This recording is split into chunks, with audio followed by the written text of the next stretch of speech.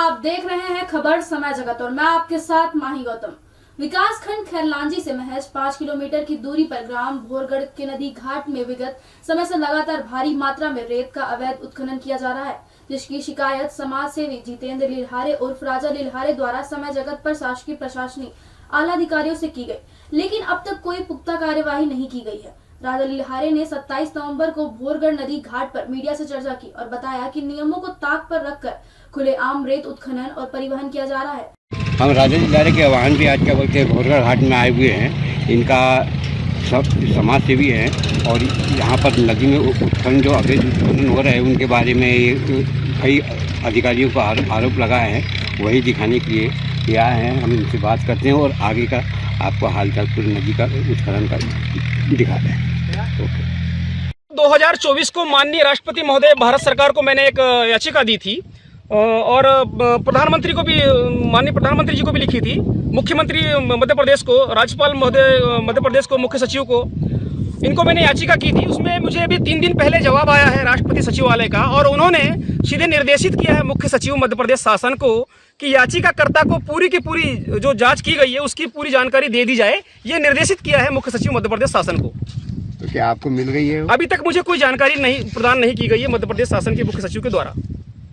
अच्छा, बीते कुछ समय से लगातार पत्रकार के माध्यम से कहा जा रहा है कि जो राजा लिल्हारे है वो पत्रकार भाइयों को भ्रष्टाचारी कहता है। देखिए मैं राजा लिल्हारे ने अगर किसी पत्रकार भाइयों को अगर भ्रष्टाचारी और भ्रष्ट बोला होगा तो राजा लिल्हारे के ऊपर वो बेहिचक कार्रवाई कर सकते हैं। मैंने कहीं भी किसी पत्रकार को भ्रष्टाचारी और भ्रष्ट नहीं कहा है।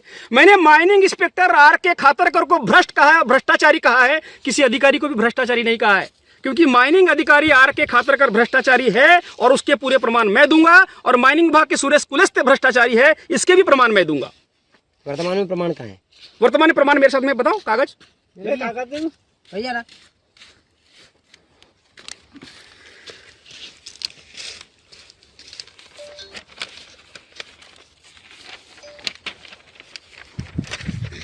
इधर दूर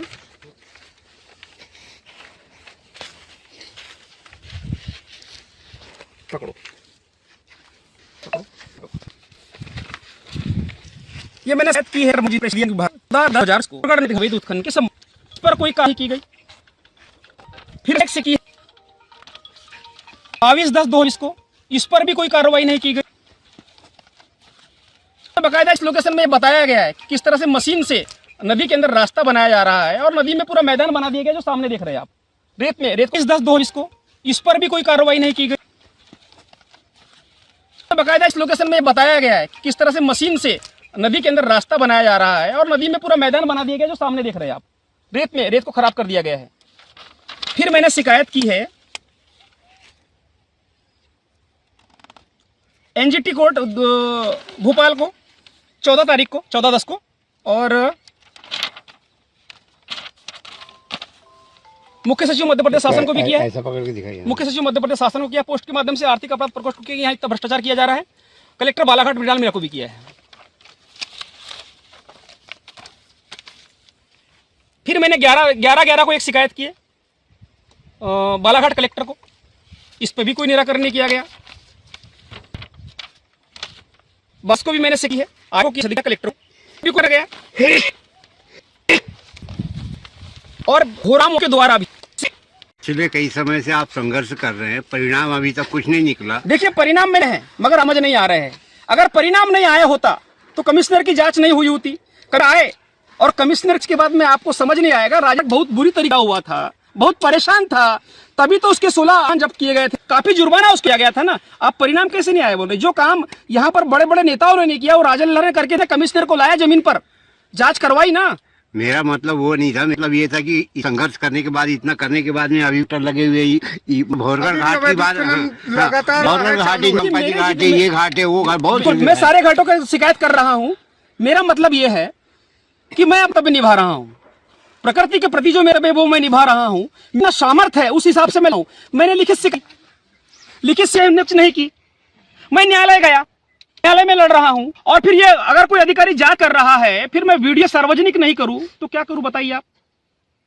मैं लड़ रहा हूं ना, मैं अपना कर्तव्य निभा रहा हूं। इनाम क्या आएंगे नहीं पता, मगर मैं जीते जी अपने पर साथ में गद्दारी होते हुए एक सकता होगा तो मैं उसके लिए लड़ूंगा, भले मेरी जाए।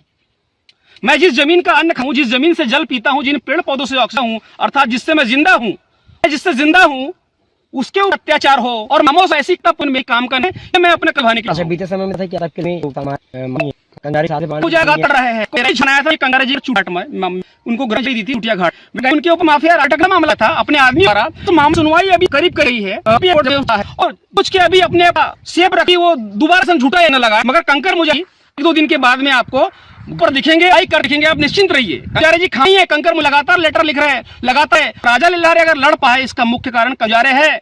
अगर कंकर मुजारे नहीं होता तो राजा नहीं लड़ पाता। ये कंकर मुजारे हैं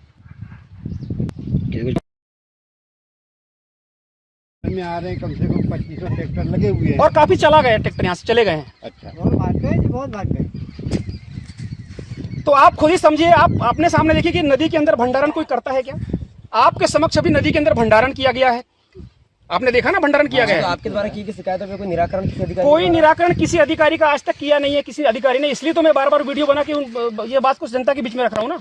मैंने लगातार शिकायत की, लिखित में कलेक्टर को शिकायत की, माइनिंग अधिकारी को शिकायत की, एनजीटी में शिकायत की है, प्रमुख सचिव खनिज को शिकायत की, मुख्य सचिव मध्य प्रदेश शासन को शिकायत की है। अच्छा महोदय, ये बताइए कि आपने जो पूर्व में शिकायत की थी, जो कमिश्नर महोदय आए थे जी, उन्होंने कार्रवाई किए हुए थे जी, तो क्या उससे आप नहीं, कमिश्नर की कार्रवाई से मैं संतुष्ट इसलिए नहीं हूँ। अच्छा, कि कमिश्नर की जो कार्रवाई हुई, उन्होंने कितने घाट पे कार्रवाई की? उन्होंने एक डोंगरिया घाट पर की थी, चिचोली घाट पर की थी, रामपाली बिठली उस घाट पे की थी, सावरी में भंडारण पे कार्रवाई की थी और खैरी में भंडारण पे कार्रवाई की थी। उसमें यह हुआ कि मैंने इनकी जो जितनी कार्रवाई हुई, छापामार कार्रवाई, उसमें मैंने 3 RTI लगाई माइनिंग विभाग बालाघाट को, मगर माइनिंग विभाग बालाघाट ने मुझे कोई जवाब नहीं दिया उसका कार्रवाई से संबंधित।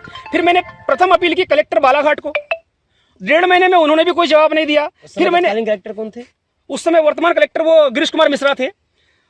फिर मैंने राज्य सूचना आयोग को वो अपील करके भेजा, द्वितीय अपील राज्य सूचना आयोग को भेजा। राज्य सूचना आयोग में मेरा रजिस्ट्रेशन नंबर तो आ गया अपील का। अच्छा। मगर आज दिनांक तक 5-6 महीना हो गए, मुझे कोई जानकारी प्रदान नहीं की है। इसलिए मैं कमिश्नर की जांच से संतुष्ट नहीं हूँ। अब आप क्या चाहते हैं? मैं चाह नहीं रहा हूं, मैं तो सीधे हाईकोर्ट चले गया इस मामले को, उस मामले को लेकर, और माननीय उच्च न्यायालय में अब उसकी सुनवाई होगी। अभी कल उसकी सुनवाई थी, मगर एक सीनियर जज नहीं थे, डबल बेंच उसको सुन रही है, इसलिए वो तारीख उसकी टल गई है। अभी अगली तारीख उसकी मिलेगी, जिसमें वहां पर अब मैं न्यायालय से ही उम्मीद कर सकता हूँ कि न्यायालय ही इसके ऊपर कोई। अच्छा लिल्लारे, आज जो आपके द्वारा प्रेस कॉन्फ्रेंस की गई और आह्वान किया गया पत्रकार साथियों का जी, तो किस संबंध में किया गया है? मैं पत्रकार साथियों को इस संबंध में मैंने आज प्रेस कॉन्फ्रेंस रखी और आह्वान किया है कि बहुत दिनों से भोरगढ़ नदी रेत घाट के हल्ला चल रहा है पूरे जिले में, और कई प्रकार के बयान बहुत सारे नेताओं के द्वारा आ रहा है। मैं ये चाह रहा हूं कि हम बालाघाट में बैठ के हल्ला कर रहे हैं, हम खैरलांजी में बैठ के हल्ला कर रहे हैं, जहां की घटना है वहां जाकर हम हल्ला करें और वहां जाके हकीकत देखें, तो सारी जो सच्चाई है वो बाहर आएगी। इसलिए मैंने यहाँ पत्रकार वार्ता बुलाई है। आप देख रहे थे वारासिवनी से समित देड़े की रिपोर्ट। इस तरह की खबरों को देखने के लिए सब्सक्राइब करें खबर समय जगत।